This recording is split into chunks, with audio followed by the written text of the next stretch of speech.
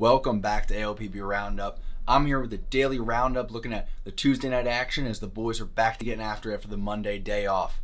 We're going to open up in High Point where the Legends sent Henry Owens to the mound while the Rockers put the troubadour Bryce Hensley out there, which means it's time for a country music PSA from Ryan. If you or someone you love has been a victim of exposure to the music of Walker Hayes, I'm here to tell you it isn't too late. Simply go to any music app or store and grab some Eric Church. You can play any album you like. It's all perfect. If low-key female music is more your brand of medicine, Morgan Wade just signed with the label. Go check her out. It's too late to unhear Walker Hayes, a man who is famous on TikTok, sing about being too poor for fancy first dates. But it isn't too late to undo the damage done. You're not alone. Anyway, Hensley pitched well in this one. Hensley would go 7 innings, allowing 4 runs on 7 hits. He struck out 6 and walked none. Owens, he allowed 3 runs on 4 hits, but couldn't escape the 4th inning. He finishes with 3+ innings pitched, 3 runs on 4 hits, and walked 5 while striking out just 1. Rough outing for him. Jeff Thompson and Jeremy Jeffress came in with 2 much-needed positive performances in relief. In fact, Jeff Thompson, he earned the AOPB Roundup game ball for his relief work. He went 3 scoreless innings where he only allowed 1 base runner and was on a walk. He's a guy that the staff in Lexington has putting in a lot of work with, and it's good to see these results from him in a moment where the Legends really needed him. They couldn't be burning through 5 or 6 pitchers to cover 6 relief innings in the first game of a 6-day stretch here. So that was huge, and it allowed Lexington's offense to heat up later in this game after the day off and score 5 runs over the final 3 innings to get a 7-5 victory over High Point. So for Lexington, Bennett Klinsky went 3 for 5 with a danger to lead off the game. Fornacci, he went deep as well. Courtney Hawkins had a pair of doubles in 2 plate appearances, so that's looking good. His OPS is up above 1.1. New addition, Michael Choice, he also doubled in this one for his Atlantic League hit and RBI. Like a villainous landscaping crew, this Legends team is full of killers who rake. I find me funny. High Point, they've lost 4 of 6 to open the second half. Tough look there. Now let's talk about the late game between Lancaster and York. The first pitch was scheduled for 6:30, but didn't happen until 8:30 because of rain. So York eventually puts Eduardo Rivera on the hill to defend home turf against Zach Smith, who had gotten so shelled in his first few Atlantic League outings. However, Smith would only allow 1 run over 4 1/3 innings of work, bringing down his ERA to 18. But hey, he's figuring it out. Leave Zach Smith alone. Let him work. AOP Roundup, we're not going to stand for Zach Smith slander around here. He's doing his best, all right? As they say, pitching ain't easy, and he's figuring it out.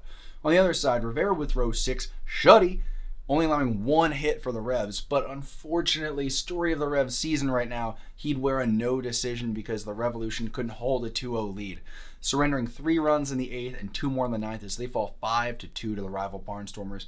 A tough outing for Edward Paredes was capped by Isaac Sanchez working out of a base-loaded jam, but being beaten by a throwing error that could have ended the 8th inning but instead gave Lancaster the lead. It hurt to watch. Blake Alamond, he continued to beat up on York pitching with a 2-run homer in the 9th. He's just crushing right now. Despite the Revs' loss, Eduardo Rivera grabs the AOPB Roundup game ball for his dominant start. Again, those 6 innings Shuddy, allowing just 1 hit. Kid shoves. Brendan Fry low-key struck out the side in order in his 1 inning of relief, so he looked good. We'll see York try to bounce back tomorrow night. They're 1-5 in the second half. It seems too early to panic, but we're 10% of the way through the second half here, so it's time to move, baby. Like, you gotta go. You ain't gonna win a wild card, so it's time to work. Meanwhile, in Gastonia, it was the Power and the Honey Hunters battling for sole possession of first place in the South Division early in the second half. Ark Sakula went 6 innings, allowing just 2 runs on 5 hits, and West Virginia made the most of it. A first-inning Teodoro Martinez home run and a 3-run 3rd inning would be enough as the Power go on to win 6-3. Sakula gets the win, improving to 5-6 in the season. Alcides Herrera takes the loss for Gastonia. He drops to 1-5. He allowed 4 runs over 4 and some innings. I wrote 4.5 innings in my notes. I'm going to go ahead and guess it wasn't 4.5 innings. It was more than likely 1/3 of something or 2/3 of something. Anyway, Caleb Burles, he had a tough outing. He struggled a bit for consistency, but it's important to keep in mind he has been used heavily in relief by this team. His 35 innings is the 2nd most among the league's relievers. For Gastonia offensively, Josh Sala absolutely smoked a home run. It damn near left the ballpark. That man also stole a base, by the way. Look, mama, it's that man. He quick.